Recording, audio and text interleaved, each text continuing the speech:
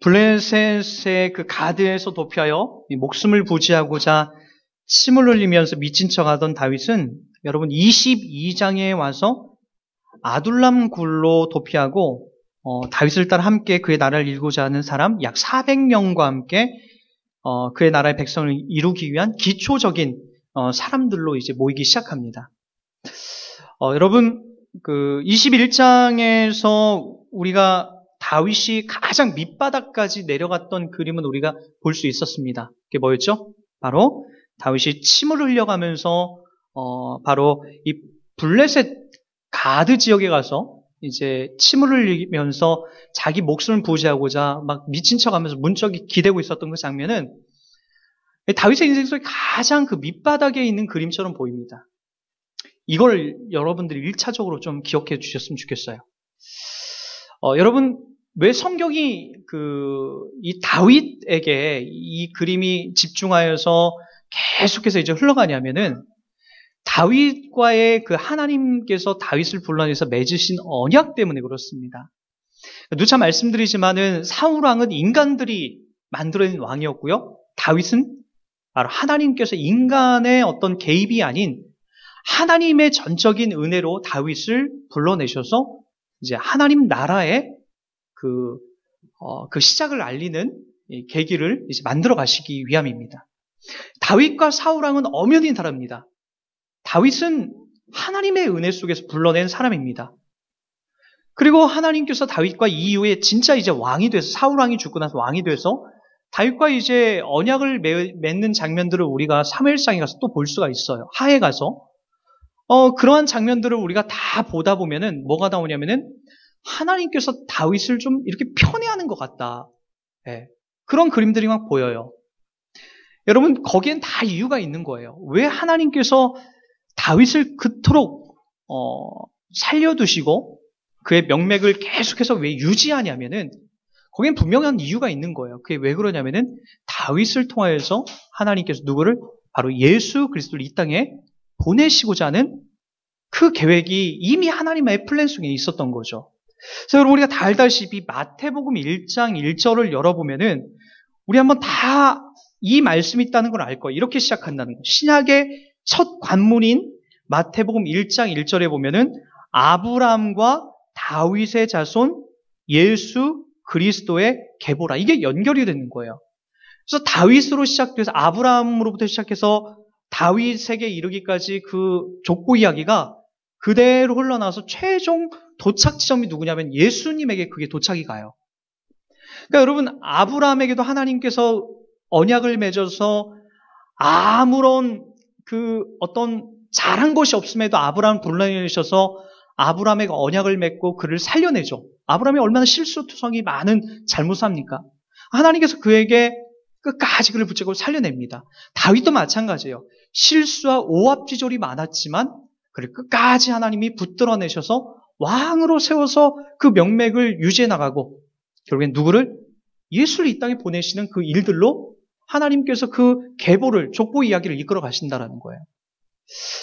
다윗이 완전히 밑바닥까지 내려간 장면을 우리가 볼 수 있어요. 이와 같은 일들이죠. 블레셋에 가서 미친 척하고 침을 흘리면서 그냥 그렇게 그의 시간들을 보냈던 그 자리. 다윗이 내려갈 수 있는 가장 밑바닥까지 내려갔어요. 이미 다윗은 왕으로서 그가 앞으로 세워질 거라고 부름받았는데 그의 현실은 어떤 모습이었죠?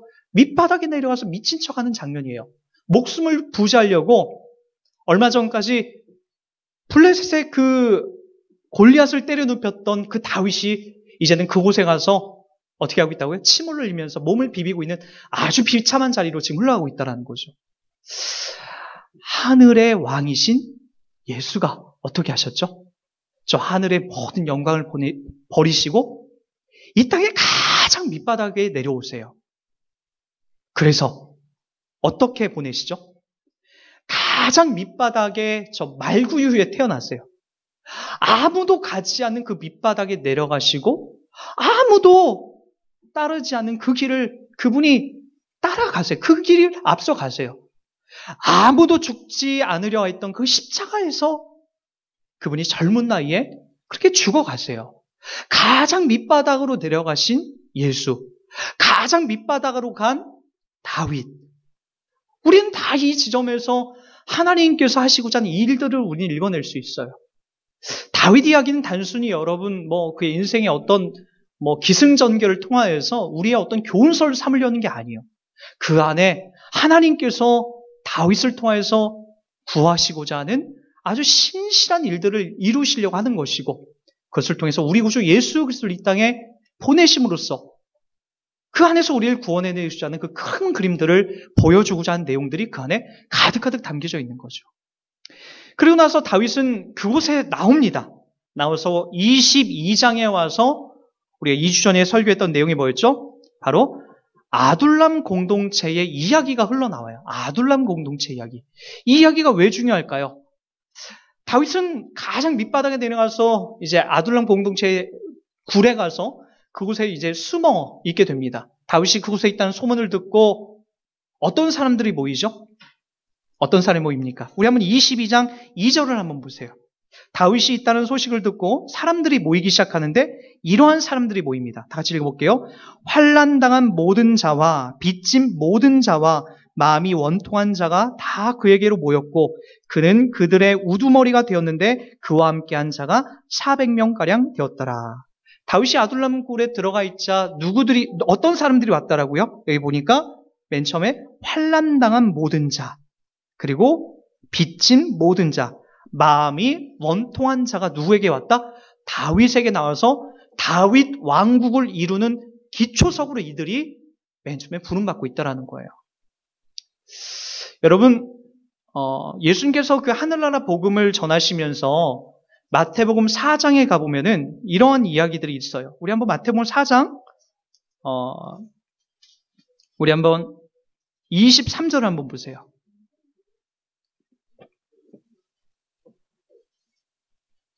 자, 여기 어떤 사람들이 산상수훈, 천국복음 이야기를 듣게 된지를 보세요.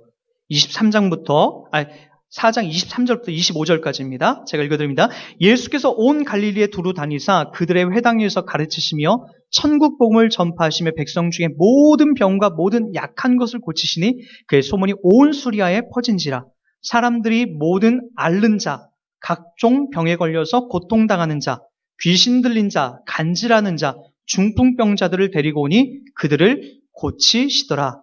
갈릴리와 데가볼리와 예루살렘과 온 유대와 요단강 건너편에서 수많은 무리가 따르니라. 어떤 자들이 오는 거죠? 이분들이 아둘람 공동체의 사람들이에요.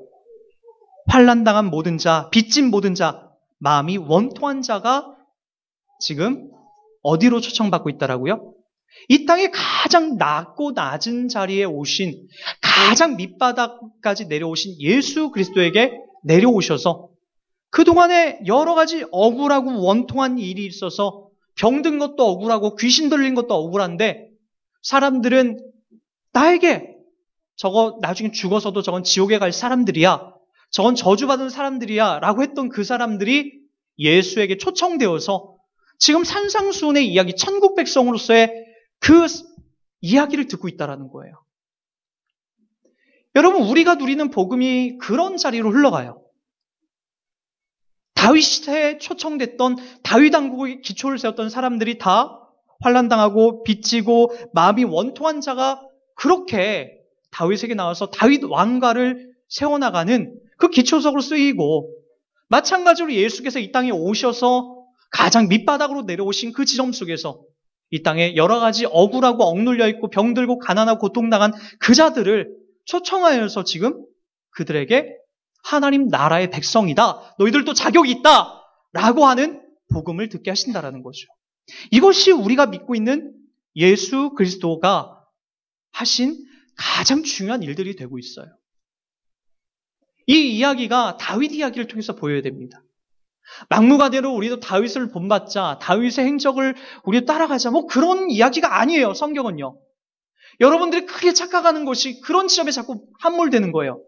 다윗처럼 우리도 왕이 되자, 다윗처럼 우리도 멋지게 우리도 살아보자, 그런 지점이 아니라고요. 다윗처럼 부귀영화를 누려보자, 그런 지점이 절대 아니에요. 여러분, 다윗의 이 이야기를 통해서 우리가 거듭거듭 누리고 찾아가야 될 자리는 예수 그리스도가 가셨던 길이고 그 가셨던 길에서 나 같은 사람이 초청받아서 하나님의 자녀로서 지금 인정받고 있다라고 하는 그 자리로 우리가 가야 된다는 거죠. 이 이후에 여러분 그러나 어떤 일이 벌어지게 되죠? 오늘 우리가 읽었던 본문 속에서는 여러분 그와 반대되는 사건들이 이제 거듭거듭 등장합니다. 이 두 사람이 등장해요. 우리가 익히 지금 계속해서 다윗과 반대되는 그 세력으로 등장하는 사람이 바로 사울왕이고 한 사람은 도액입니다. 사울왕은 여러분 말하지 않더라도 이 지점에서 완전히 또 헷가닥하는 이상한 행동을 합니다. 우리 14절을 15절 한번 보세요. 다 같이 읽습니다. 시작. 아히멜렉이 왕에게 대답하여 이르되 왕의 모든 신하 중에 다윗같이 충실한 자가 누구인지요? 그는 왕의 사위도 되고 왕의 호위대장도 되고 왕실에서 존귀한 자가 아니나이까? 그리고 15절 잘 보세요. 내가 그를 위하여 하나님께 물은 것이 오늘이 처음이니까 결단코 아니니다. 원하건대 왕은 종과 종의 아비의 온 집에 아무것도 돌리지 마옵소서. 왕의 종은 이 모든 크고 작은 일에 관하여 아는 것이 없나이다. 아니라. 이 아히멜렉이 어떤 사람이죠? 우리가 21장에서 바로 다윗이 며칠 동안 계속해서 굶었을 때에 그날 일주일에 한 번씩 바뀌는 그 떡상, 제사장만 먹게 되는 그 떡을 다윗에게 내준 사람입니다. 그리고 그곳에 보관하고 있던 바로 골리앗을 차고 있었던 그 큰 칼을 이제 그때 다윗에게 내줬던 사람이 아히멜렉이에요. 근데 왜 내줬나? 보니까 기도해 보니까 여기 그렇게 나오죠. 내가 그를 위하여 다윗을 위하여 하나님께 물은 것이 오늘이 처음이니까. 내가 여러 차례 다윗을 위해서 하나님 앞에 기도해 봤는데 하나님의 음성이 하나님의 소리가 들려오는데 그가 왕이 될 것이고 그를 하나님이 통치하고 있고 다스리고 있다는 것을 익히 아히멜렉은 알고 있었어요. 그래서 그를 지켜야 했고 보호해야 했던 거죠. 정치적인 논리가 아니라 하나님의 뜻에 그것이 그렇게 만들어졌던 거예요. 그래서 이제 사울 왕에게 다윗에게 협조할 수밖에 없었던 이유가 하나님의 뜻과 계획이었다라고 그걸 얘기합니다. 근데 그 소리를 들은 사울 왕이 어떤 행동을 하죠? 우리 한번 16절을 보세요. 다 같이. 왕이 이르되 사울 왕이에요. 아히멜렉아 네가 반드시 죽을 것이요 너와 내 아비의 온 집도 그러하리라 하고 왕이 좌우의 호위병에게 이르되 돌아가서 여호와의 제사장들을 죽이라. 그들도 다윗과 협력하였고 또 그들이 다윗의 도망한 것을 알고도 내게 알리지 아니했음이니라. 하나 왕의 신하들이 손을 들어 여호와의 제사장을 죽이기를 싫어한지라. 사울왕은 누구를? 아히멜렉을 다 죽이라고 합니다. 그러나 사울왕을 지금 호위하고 있는 군사들도 지금 제사장을 죽인다라는 것은 이건 얼마나 무섭고 끔찍한 일인지 거기에서 당해야 될 뒷감당이 얼마나 무서운 것인지 알았기 때문에 사울왕이 명령을 내렸지만 그것을 순종하지 않습니다. 그랬더니 그때 누가 등장하죠? 제가 오늘 설명했던 사울왕과 도액이라는 사람이 18절에 등장합니다. 18절 다 같이 봅니다. 왕이 도액에게 이르되 너는 돌아가서 제사장들을 죽이라 하며 에돔 사람 도액이 돌아가서 제사장들을 쳐서 그날에 세마포 에봇 입은 자 85명을 죽였고 랍니다. 몇 명을 죽였다라고요? 제사장 집안의 제사장 아히멜렉과 그의 아버지 그의 후손들까지 다 포함해서 85명이나 되는 제사장들을 죽입니다. 이걸 누가 진행했다라고요? 도액이라고 하는 사람이에요. 이 도액은 여러분 여기 보니까 에돔 사람이라고 나와요. 이 에돔 사람이라고 나오고 우리가 앞장에 보면은 이 도액이라는 사람이 다윗 왕이 아비멜렉과 함께 통했다라고 하는 이야기를 사울 왕에게 고발하기까지 한 사람입니다. 근데 이 사람이 어느 사람이 유대인이 아니에요. 정통 유대인이 아니라 보세요. 에돔 사람이요. 이 에돔의 조상은 누구죠? 에돔의 조상은 여러분 에서예요. 에서. 에돔의 그 피부가 붉은 피부고 그리고 털이 많은 사람이 바로 이 에서 아닙니까? 야곱의 쌍둥이 형. 근데 여러분 성경에 이제 항상 등장하는 바에 의하면 이 에서는 에서의 후손들을 계속해서 야곱의 후손들을 잡아 죽이는 역할들로 많이 등장이 됩니다. 야곱은 어떤 존재죠? 여러분 한번 잘 보세요. 야곱은 이 땅을 정말 젊은 날엔 망나니처럼 살아요. 형을 속일 뿐만 아니라 삼촌의 집에 가서도 그렇게 속이고 자기 야망과 자기 뜻만을 이루고자 하는 그러한 욕심으로 가득 찼던 사람들이에요. 그러나 그가 하나님을 제대로 알게 되죠. 야복강가에서 환도뼈를 얻어맞습니다. 그리고 나서 그 환도뼈를 얻어맞고 자기가 자기 야망대로 살아왔던 인생을 반성하고 회개하고 돌이키게 됩니다. 그러고 나서 이제 하나님부터 이름을 바꾸게 돼요. 야곱이 아니라 이스라엘이라고 하는 하나님이 이제 약속의 땅으로, 약속의 민족으로 주시려고 하는 이 이스라엘이라는 나라가 그렇게 이제 계명이 되는 거죠. 여러분, 그 다음에 야곱의 인생은 상당히 겸손해지고 겸허해집니다. 그리고 하나님을 인정해요. 자기 인생 속에서 하나님의 은혜가 아니면 나는 한 치 앞도 나갈 수 없는 존재라는 것을 그제서야 이제 느지막이 그가 그것을 담아내기 시작합니다. 여러분, 반면에 에서는 어떤 존재죠? 여전히 물론 성경에도 잘 등장하실 뿐만 아니라 그의 후손은 이 야곱의 후손을 계속해서 죽이고 그의 길을 막는 일들로 이제 등장하기 시작합니다. 여러분, 그 사람이 누구냐면 여기 보니까 누구라고요? 에돔 사람 도액이 또 누구를? 야곱의 후손인 바로 이 아히멜렉 제사장의 가문을 다 쑥대밭을 만들어 놓습니다. 저는 이런 그림을 보면 아마도 이제 그런 마음이 들어요. 세상이 더 커 보입니다. 하나님 믿는다라는 것이 너무나 작게 보여져요. 사람을 죽이고 사람을 다 이렇게 없애버리는 것으로 인해서 여러분 사실 우리는 더 이상 힘을 못 쓰는 것처럼 느껴져요. 여기 보니까 사울 왕이 또 힘이 세 보이고 에돔 사람 도액이라는 사람이 여러분 여기 승리하는 사람처럼 보여요. 그러나 여러분 여기 보니까 누가 이 중에서 한 명이 탈출해 나가냐면은 20절에 보니까 그 중에 한 사람이 탈출합니다. 다 멸망할 것 같은 제사장 중에 한 명이 탈출해요. 다 같이 봅니다. 20절.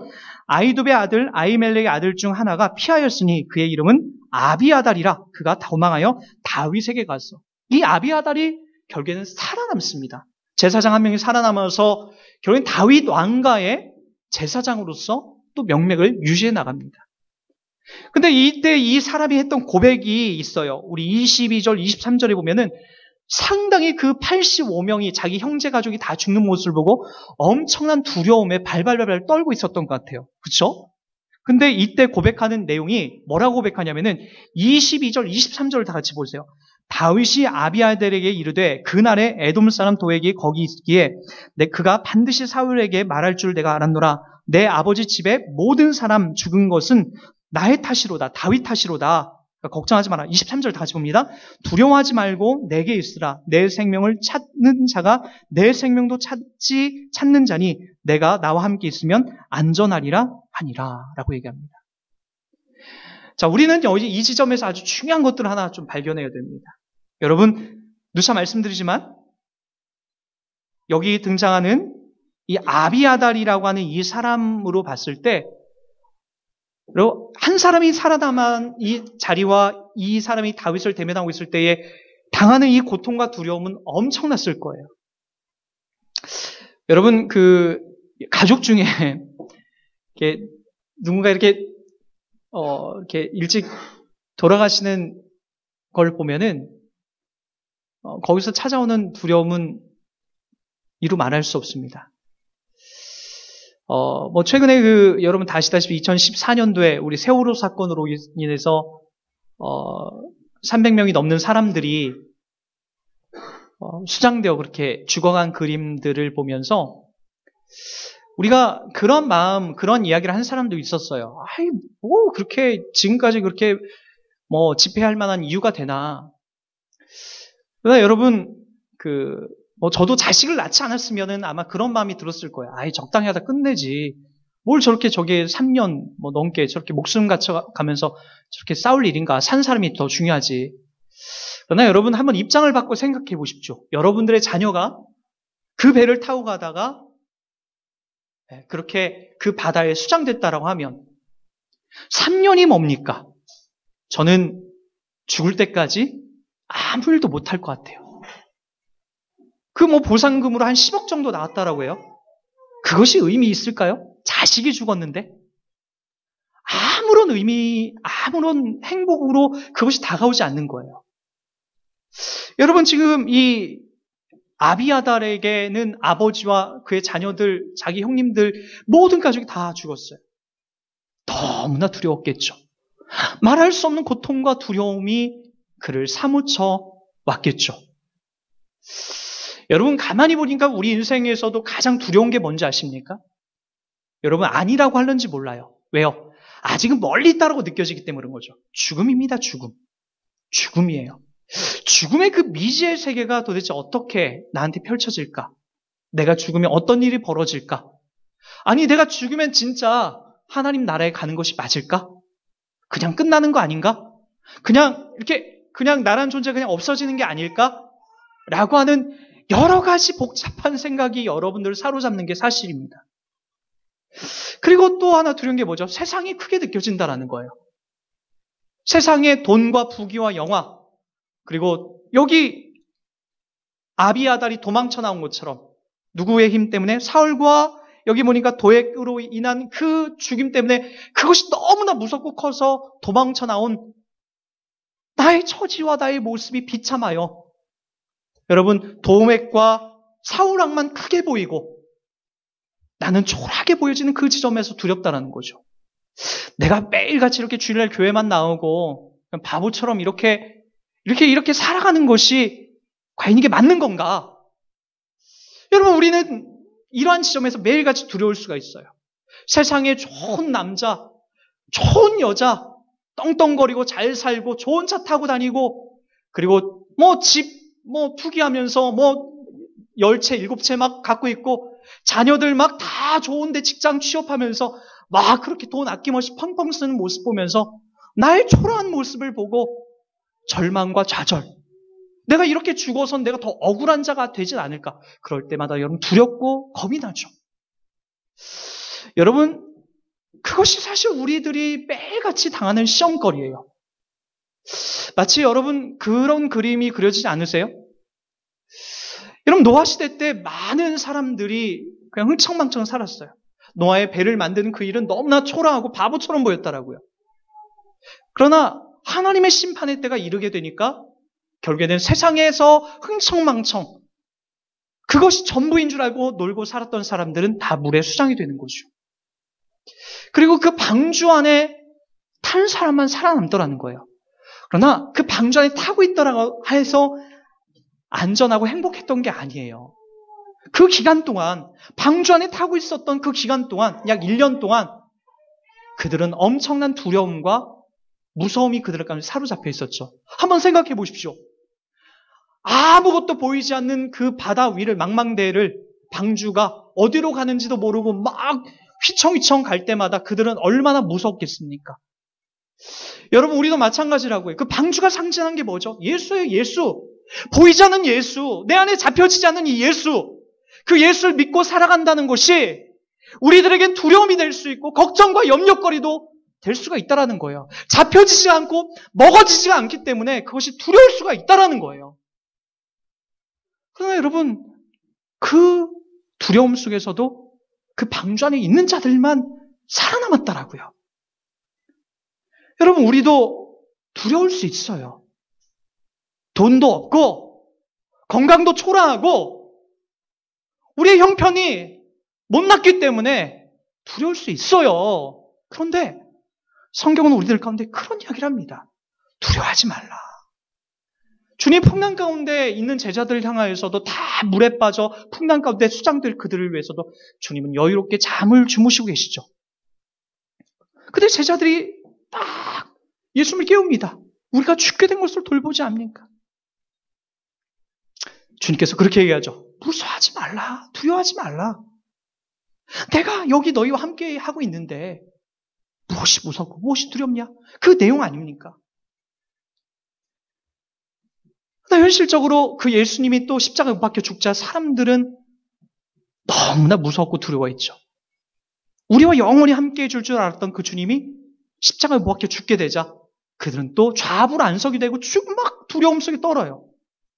3일 뒤에 그분이 살아나셔서 제자들에게 보여줬던 이야기가 마태복음 28장에 보면 볼 수 있습니다. 우리 한번 그 내용으로 한번 가보도록 할게요.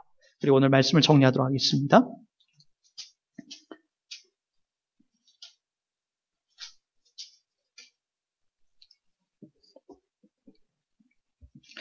마태복음 28장 1절부터 10절까지만 제가 읽어드립니다.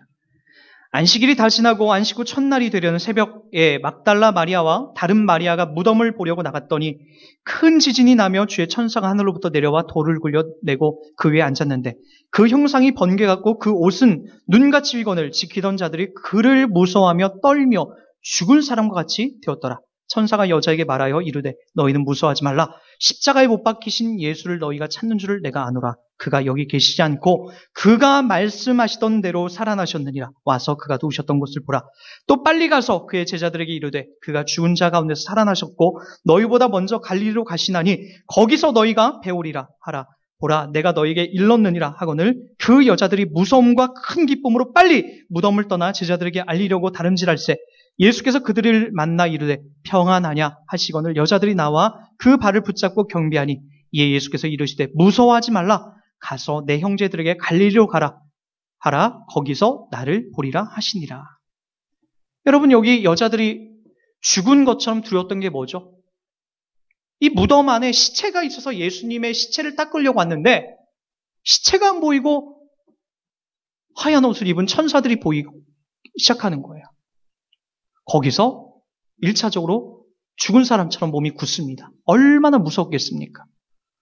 두 번째가 뭘까요? 예수님을 대변합니다. 죽은 걸 분명히 봤는데 십자가에서 끔찍하게 죽는 걸 내 눈으로 똑바로 봤는데 그분이 살아났다라는 것을 지금 보고 나서 무서운 거예요. 너무나 무서운 거예요. 그래서 주님이 이 구절에 보니까 예수께서 그들을 만나 평안하냐라고 얘기해요.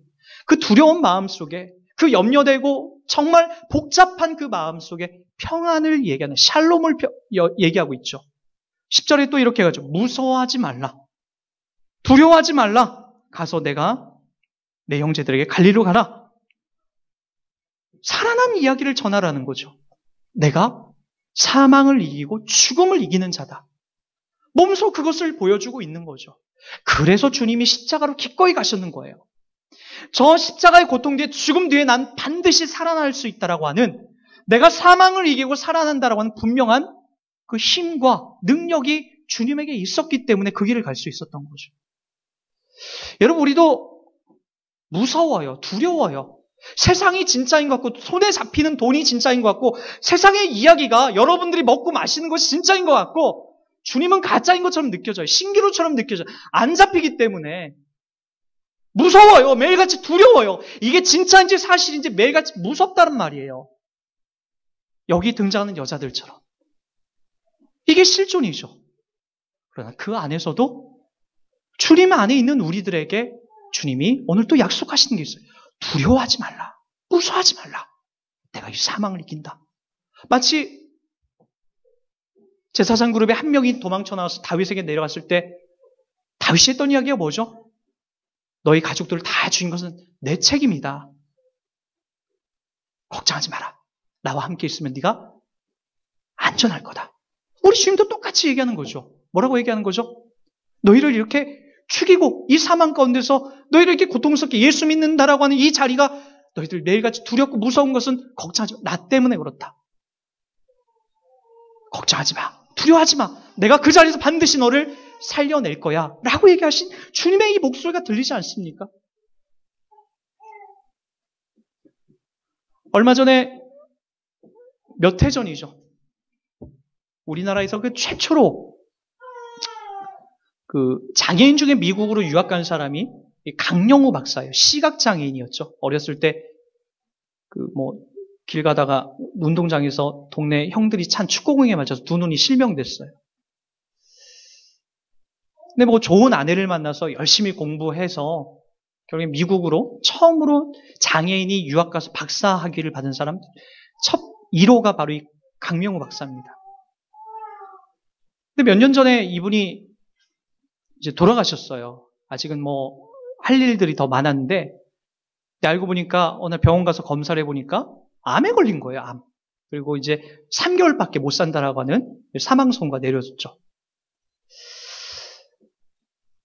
이분이 참 신앙이 깊은 분이에요. 가족들이 다 깊고. 근데 이분이 이렇게 자기가 알고 있는 모든 사람들에게 이렇게 이메일로 이제 한국에는 이제 건강사 이제 못 오니까 편지를 다 보냈어요. 그 내용에 보니까 다 감사해요, 감사. 더군다나 나중에 뭐까지 감사하신지 아십니까? 이 암 걸린 것으로 인하여서 감사한대요. 왜요? 어느 날 갑자기 내가 급사했으면 이러한 인사도 못하고 내가 죽을 걸로 생각하기 때문에 내가 이렇게 암을 걸려서 3개월 동안 살 수 있다는 것을 내가 죽을 날짜를 알고 있어서 감사하다는 거예요. 많은 사람들에게 그렇게 편지를 쓰면서 가족들과 함께 행복하게 그의 죽음을 마무리합니다. 누구에게만 있는 걸까요? 우리 그리스도인에게만 있는 거예요. 왜요? 우리는 이 땅에서 두려움을 넘어서 주님이 부활하신 것처럼 우리도 부활의 생명에 동참하는 자들이기 때문에 그런 거예요. 그 지점에 바로 우리들이 설 거라고 하는 약속이 너무나 분명하게 이야기하고 있고, 두려워하지 말라. 내가 너와 함께 한다라고 하는 주님의 신실한 약속. 설령 너는 나를 두려워서 멀리 도망갈런지 모르지만 나는 너를 버리지 않는다. 라고 하는 이 약속이 있는 거예요. 그러게 여러분, 손에 잡히는 이 세상을 가지고 여러분 무서워하지 마시고, 사울과 도맥을 여러분 무서워하지 마시고, 누구를? 우리 하나님 안에 있는 것으로 기뻐하시고 즐거워하시고, 여러분을 죽이려 하고 있는 저 세상의 사망조차도 걱정하지 마시고 주님 안에 있기를 늘 즐거워하는 우리의 모습이 되길 주의 이름 부탁드리겠습니다.